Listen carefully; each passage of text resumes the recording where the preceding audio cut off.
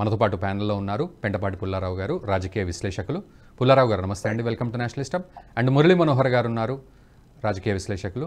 మురళీ మనోహర్ గారు నమస్తే అండి, welcome to Nationalist hub. So Pullarao గారు, ముందుగా మీ దగ్గర నుంచి నేను స్టార్ట్ చేస్తాను. సో ఓవరాల్గా సిచ్యువేషన్ చూస్తే సింగమలై అంటూ ఒక్క గొప్ప నాయకుడిగా ఎదిగిన అన్నామలై డిఎంకే ఫైల్స్ 1, 2 అంటూ సీక్వెల్స్ కూడా విడుదల చేసి అక్కడ అధికార పక్షాన్ని ఇరుకునబెట్టిన సందర్భం ఇదంతా మనం చూసాం. సో అన్నామలై ఒక హైప్ అక్కడ క్రియేట్ అవుతూ ఒక గొప్ప నాయకుడిగా ఎదుగుతూ ఆ తర్వాత యువతను కూడా ఇన్స్పైర్ చేస్తూ తన యొక్క మాటలతోటి, తన యొక్క మోటోతోటి, తన యొక్క స్ట్రాటజీస్ తోటి ప్రజలందరినీ మమేకం చేసుకుంటూ పాదయాత్రలు చేసి అంత ముందుకు వెళ్ళి చివరికి ఓటమి పాలయ్యారు. సో ఆ సీటు గెలుచుకోలేని పరిస్థితి నుంచి. అయితే ఈ ట్రావెల్ అంతా కూడా మనం ఎలా అర్థం చేసుకుందాం, ఈ ఓటమిని కూడా ఎలా అర్థం చేసుకోవాలి? ఒక్కటే, ఆయన ఓడిపోయినా సెకండ్ వచ్చాడు. ఏడీఎంకే థర్డ్ వెళ్ళింది కోయంబత్తూరులో. అవును, 12 ఎంపీ స్థానాల్లో 39లో తమిళనాడులో బీజేపీ అలయన్స్ నెంబర్ 2 వచ్చింది. చిన్న విషయం కాదు, నెంబర్ 2. ఇంకా ఇన్ని స్థానాల్లో బీజేపీ ఏడీఎంకే కలిస్తే 12-15 ఎంపీస్ గెలుస్తారు. ఇది ఇవన్నీ మనం జ్ఞాపకం పెట్టుకోవాలి. కలిస్తే చేస్తారా, చేయపోతారా, అది వేరే విషయం. ఆయన ట్రయాంగులర్ ఫైట్ లో సెకండ్ ప్లేస్ వచ్చాడు. ఆపోజిషన్ ఓట్ చీలిపోయి ఉన్నది, డిఎంకే ఓట్ అలాగే ఉన్నది. సో అది పూర్తిగా ఆయన ఫాల్ట్ కాదు. తర్వాత ఒక పార్టీ పెరగటానికి పోయినసారి ఆయనకు 3-4% బీజేపీకి వచ్చింది, వాడు 11-12% తమిళనాడు. సో ఇది ఒక పెద్ద డెవలప్మెంట్, పాజిటివ్ డెవలప్మెంట్ 12% నుంచి. మురళీ మనోహర్ గారు, నిజానికి మనం అన్నామలై గురించి చాలా సందర్భాల్లో మనం మాట్లాడుకున్నాం. అతని గెలుపు కూడా అంటే ఒక రకంగా చూస్తే ఇంకా ఆల్మోస్ట్ గెలిచిపోతాడేమో, తమిళనాడులో ఒక ఐకాన్గా నిలబడతారేమో, నిజానికి ఎంపీగా నిలబడి ఒక ఎంపీగా మనకు అందరికీ అక్కడ ప్రత్యక్షం అవుతారేమో గెలుపు తీరాలకు బీజేపీని తీసుకెళ్ళి అని అనుకున్నాము. కాకపోతే కొంత మన అనాలిసిస్ ఎక్కడ అంటే ఆ గెలుపు దగ్గర ఆగిపోయింది. సో ఎలా వర్ణించాలి అన్నామలై యాత్రను, ఎలా మనం అభివర్ణించాలి, ఎలా ఇన్స్పిరేషన్గా కూడా దాన్ని చూడాలి, పాజిటివ్ వేలో ఎలా చూసే పరిస్థితి ఉంది అక్కడ లెక్కల ప్రకారం?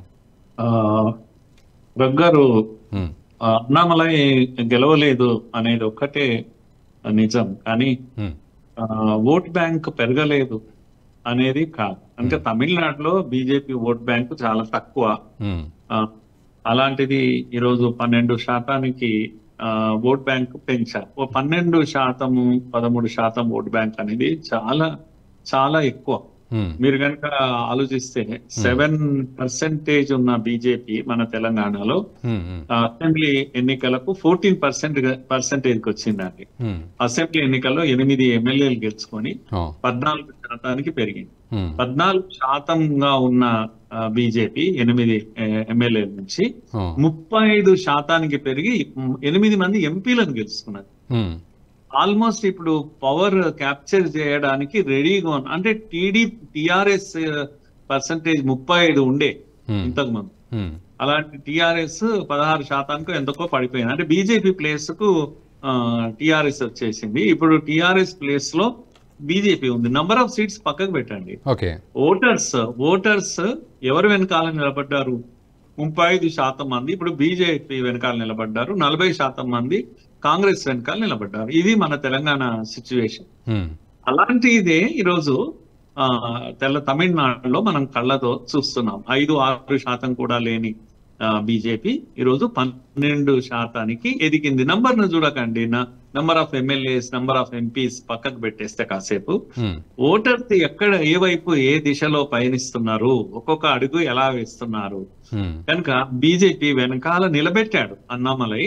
తన యొక్క పాదయాత్ర ద్వారా, తన యొక్క ఉద్యమం కారణంగా, తన యొక్క యాక్టివిటీ కారణంగా, తన యొక్క ఫైల్స్, డిఎంకే ఫైల్స్ కారణంగా ఎక్స్పోజ్ చేయడంగా, ధైర్యంగా ముందుకు కలగడం వల్ల ఆయన యొక్క సింగమలై యొక్క రూపము తమిళ ప్రజలు చూసేసరికి ఒక విశ్వాసం కలిగి ద్రవిడ్ పాలిటిక్స్ ను పక్కకు పెట్టి బీజేపీ వెనకాల వచ్చేసారు. ఎంతమంది 12% మంది ఓటర్స్ బీజేపీ వెనకాల నిలబడ్డారు. తమిళనాడులో ఇలాంటి ఇంకా చిన్న చిన్న పార్టీలు కూడా బీజేపీ వెనకాల. అంటే మురళీ మనోహర్ గారు, ఇక్కడ ఒక్కసారి చూస్తే 2019లో బీజేపీకి 3.66%, అంటే అప్రాక్సిమేట్లీ 3.7% ఉండింది. ఇప్పుడు 2024కి వస్తే బీజేపీకి 11.24%. అదే అంటే 3.7 నుంచి 11.2 వరకు వెళ్ళింది. ఎస్, అదే నా పాయింట్. అదే కరెక్ట్ గా ఆ ఓట్ పర్సంటేజ్ 3.66 నుంచి 11 వరకు 12 దగ్గరికి తీసుకురావడం, ఇది ఊరికే రాలేదు, ఊరికే వచ్చింది కాదు. కనుక ఈ వీధి పోరాటాలు చేయడం కారణంగా ప్రజల్లో విశ్వాసం వచ్చి మెల్లగా అక్కడ ఎన్నడూ అలవాటు లేని ఏది నాన్ ద్రవిడ్ పాలిటిక్స్ తో వెళ్ళడం అనేది ధైర్యంతో కూడిన పని. తమిళనాడులో మొదటిసారి బీజేపీ లాంటి ఒక హిందుత్వ పార్టీ వెనకాల వచ్చి నిలబడ్డా. ఇది చాలా పెద్ద మార్పు, అన్నామలై సాధించినటువంటి మార్పు. రేపు 2026 ఎన్నికల్లో ఎటువంటి మనము రిజల్ట్స్ చూస్తాము అంటే డిఎంకే వర్సెస్ బీజేపీ పోరాటము, వీధి పోరాటాలు చూస్తాం మనము. ఒకసారి 2026 గురించి మళ్ళీ మాట్లాడుకుందాం సార్. ఒక్కసారి ఈ వీడియో మీకు నచ్చినట్టయితే లైక్ చేయండి, 10 మందికి షేర్ చేయండి, అలాగే కామెంట్ల రూపంలో మీ అభిప్రాయాలను మాతో పంచుకోండి. Nationalist hub group of channels ను సబ్స్క్రైబ్ చేసుకుని తెలుగునాట జాతీయవాద జర్నలిజాన్ని ప్రోత్సహించండి. ఈ వీడియో కింద ఉన్న బెల్ ఐకాన్ పై క్లిక్ చేయడం మర్చిపోవద్దు.